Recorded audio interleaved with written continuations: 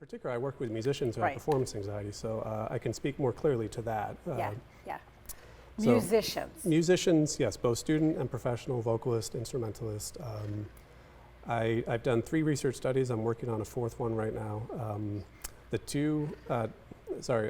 I want to talk about today that I think makes for a great discussion. Yeah. I'll talk in more detail about that one. But yeah, I've done a variety of work mainly with music students, and I think kind of along the lines of what we're talking about here.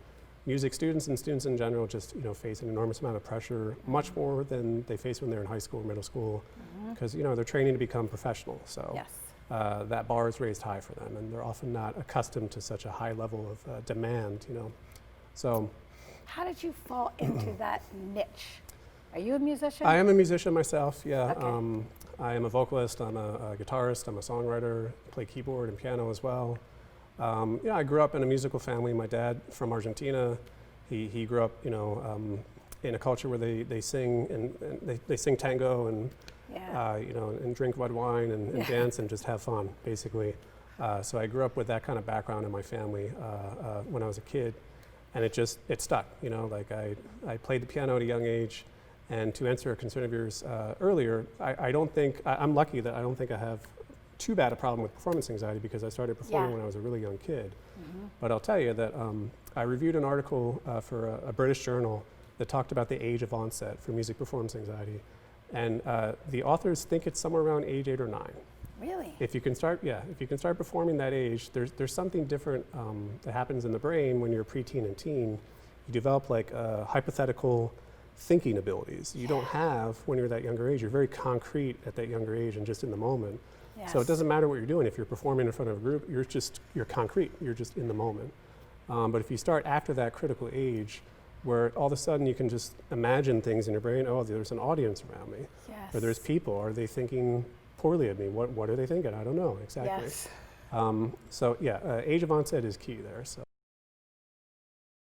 So before we left for the break, I asked you what was the biggest fear that musicians, vocalists, instrumentalists have.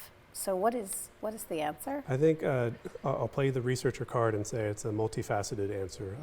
It depends on how you look at it, whether it's a version of social anxiety, and in that case, just the fear of disappointing or embarrassing themselves, the fear of being scrutinized by an audience, receiving a negative evaluation, versus there's a camp of music researchers.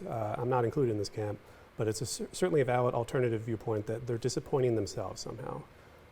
They're not living up to their own standard, which may or may not be driven by perfectionistic thinking, but there's validity to being a perfectionist, though. Help you get through, help you get farther in life. Yes. But yeah, there's a handful of people who think that they're just not performing up to their own internally created standard there. So every time a musician is giving a performance, they're kind of comparing how they're performing to that internal standard.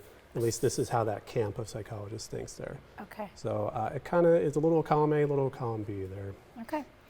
So I would have thought it would just be, getting up on stage. That's what I thought. It's not just that. There's, as I was mentioning, Diana Kenny, who literally wrote the book on psychology, music, performance anxiety. She's a well-known psychologist, University of Sydney in Australia.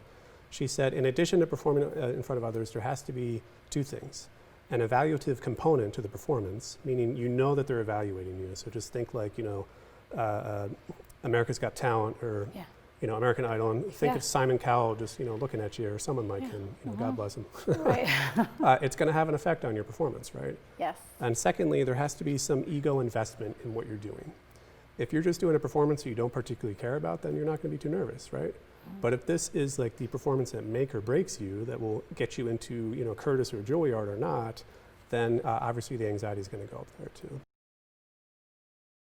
I know people that suffer from panic attacks, and what it does to them is debilitating. Yes. It's exhausting. So you can teach people how to not let that go all the way through to the full attack? Sort of. Okay. It depends on what the client is looking for, and I'm asked this question on a repeated basis. Sometimes clients want to come in and they want like a short-term relief-focused therapy where they want to learn tips, to make use of during a panic attack or during, anxious moments. And as long as they clarify that that's what they're looking for, then we'll do that. But in my opinion, something that involves a more lengthy treatment of exposure therapy, which is really going to get at the root of the fear. I don't know if I have enough time to explain what that means, but Something that like systematically exposes you to the feared objects. And in the case of panic attacks, it's fear of sensations, essentially. Something that continually exposes you to sensations that could be related to a panic attack or could not. I'm not quite sure. I'm going to err on the side of caution and just get really uncomfortable. No. Yeah. It's just a matter of being willing to kind of go through that more lengthy treatment for some other clients too.